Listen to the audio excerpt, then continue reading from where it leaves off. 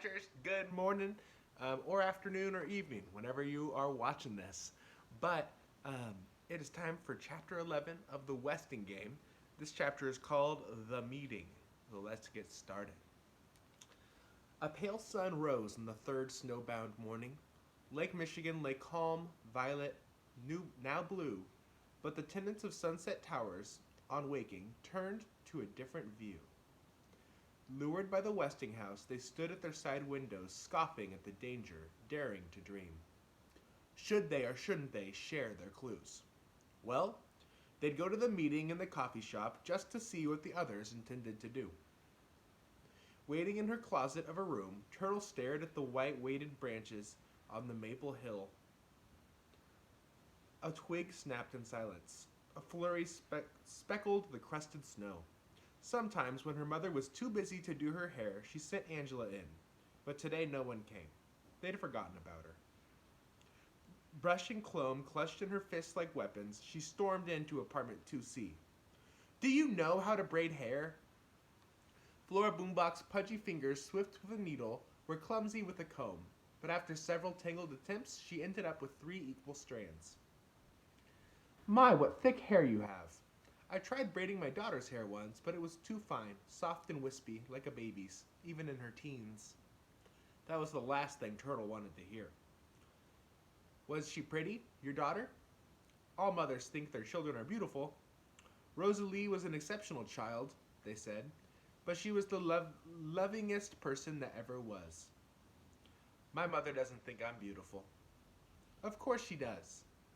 My mother says I looked just like a turtle when I was a baby, sticking my head out of a blanket. I still look like a turtle, I guess, but I don't care. Where's your daughter now? Gone. Flora Boombox cleared the catch in her throat. There. That braid should hold for the rest of the day. By the way, you've never told me your real name. Alice, Turtle replied, swinging her head before the mirror. Not one single hair escaped its tight bind. Mrs. Boombox would make a great braider if only she'd stop yakking about her exceptional child. Rosalie, what a dumb name. You'd better get to the meeting now. Remember, don't say a word to anyone about anything. Just listen. All right, Alice, I promise. Theo wheeled his brother into the elevator and read the new message on the wall. $26 reward for the return of a gold railroad watch inscribed to Ezra Ford in appreciation of 30 years' service to the Milwaukee Road. J.J. Ford, Apartment 4D. Fode, Chris said. That's right, Judge Ford. Must be her father's watch. Probably lost it. I don't think it could have been stolen by anyone at the party last night. Chris smiled. His brother had not understood him. Good. This might be an important discovery. Judge Ford's name was the same as her apartment number.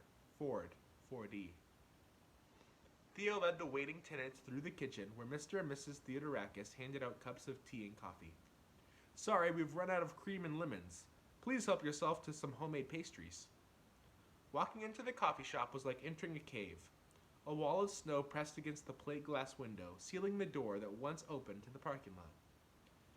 I've got a car buried out there, Grace Wexler said, slipping into a booth opposite her partner. Hope I find it before the snowplows do. If they ever get here, Mr. Hu replied. Good thing this meeting wasn't held in my restaurant. I'd go broke passing out free tea, if you call this tea. He held up a tea bag with contempt, then groaned on seeing his sweat-suited son jog in with a sweet roll between his teeth and vault over his heads onto a stool. Where's your daughter, the turtle? Grace Wexler looked around. I don't know. Maybe she's helping her father with his bookkeeping. Bookkeeping? Mr. Hu let out a whoop. Grace had no idea what was so funny, but she joined him in a loud laughter. Nothing stirred people's envy more than a private joke. Thinking she was being laughed at, Seidel Pulaski dropped her polka dot crutch and spilled her coffee on Angela's tapestry bag before managing a solid perch on the counter stool. Clink, clink. Theo tapped the spoon against a glass for attention. Thank you for coming. When the meeting is over, you are all welcome to stay for a chess tournament. Meanwhile, I'd like to explain why my partner and I, called this meeting. I don't know about your clues, but our clues don't make any sense. The heirs stared at him with blank faces. No one nodded. No one even blinked. Now then, if no two sets of clues are alike, as the will says, that could mean that each set of clues is only part of one message. The more clues we put together, the better chance we have of finding the murderer and winning the game. Of course, the inheritance will be divided into equal shares. Saito Pulaski raised her hand like a schoolgirl. What about the clues that are in the will itself? Yes, we'd appreciate having a copy of the will, Miss Pulaski, Theo replied. Well, equal shares doesn't seem quite fair, since I'm the only one here who thought of taking notes. Seidel turned to the group, one penciled eyebrow arched high over her red sequined spectacles. Her self-congratulatory pose was too much for Mr. Hu. Grunting loudly, he squeezed out of the booth and slapped the shorthand pad on the counter. Thief! The secretary shrieked, nearly toppling off the stool as she grabbed her notebook. Thief! I did not steal your notebook, the indignant Hu explained. I found it on a table in my restaurant this morning. You can believe me or not, I really don't care, because those notes you so selfishly dangled under our noses are complete worthless. My partner knows shorthand, and she says your shorthand is nothing but senseless scrawls, gibberish. Pure gibberish, Grace Wexler added. Those are standard shorthand symbols, all right, but they don't translate into words. Thief! Saito cried, now accusing Mrs. Wexler. Thief! Felon! Don't, Seidel, Angela said softly, her eyes set on the D she was embroidering. She wouldn't understand. You wouldn't understand, Angela. You don't know what it's like to be... Her voice broke. She paused, then lashed out at her enemies, all of them. Who cares a fig about Seidel Pulaski? Nobody, that's who. I'm no fool, you know. I knew I couldn't trust any one of you. You can't read my shorthand because I wrote it in Polish. Polish? When the meeting was called to order again, Mr. Hu suggested they offer Miss Pulaski a slightly larger share of the inheritance in exchange for a transcript of the will in English. However, I repeat, neither my partner nor I stole the notes. And if anyone here suspects us of murder, forget it. We both have airtight alibis. Doug choked on his sweet roll. If it got around to alibis, they'd find out where he was the night of the murder. On the Westinghouse lawn. Mr. Hu went on. And to prove our innocence, my partner and I agree to share our clues. 1 minute, Mr. Hu. Judge Ford stood. It was time for her to speak before manners got out of hand. Let me remind you, all of you, that a person is innocent until proven guilty. We are free to choose whether or not to share our clues without any implication of guilt. I suggest we postpone any decision until we have given the matter careful thought, and until that time, all of the heirs can attend. However, since we are assembled, I have a question to ask of the group. Perhaps others do too. They all did.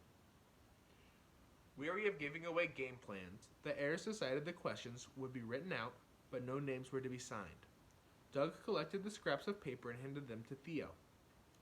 Is anyone here a twin? He read. No one answered. What is Turtle's real name? Doug, who was planning another nasty sign. Tabitha Ruth, replied Mrs. Wexler, with a bewildered look at Flora Boombach, who said Alice. Well, which is it? Tabitha Ruth Wexler. I should know, I'm her mother. Doug changed his mind about the sign. He couldn't spell Tabitha Ruth. Theo unfolded the next question. How many here have actually met Sam Westing? Grace Wexler raised her hand, lowered it, raised it halfway, then lowered it again, torn between her claim as Sam Westing's relative and being accused of murder. Mr. Hu, an honest man, held up his hand and kept it up. His was the only one. Judge Ford did not think it necessary to respond to her own question. Theo recognized the sprawling handwriting of the next question. Who got kicked last week? Chris did not receive an answer. The meeting was adjourned due to panic. To panic? Huh. I wonder why they're panicking. Okay, we'll have to find out next chapter. See you guys later.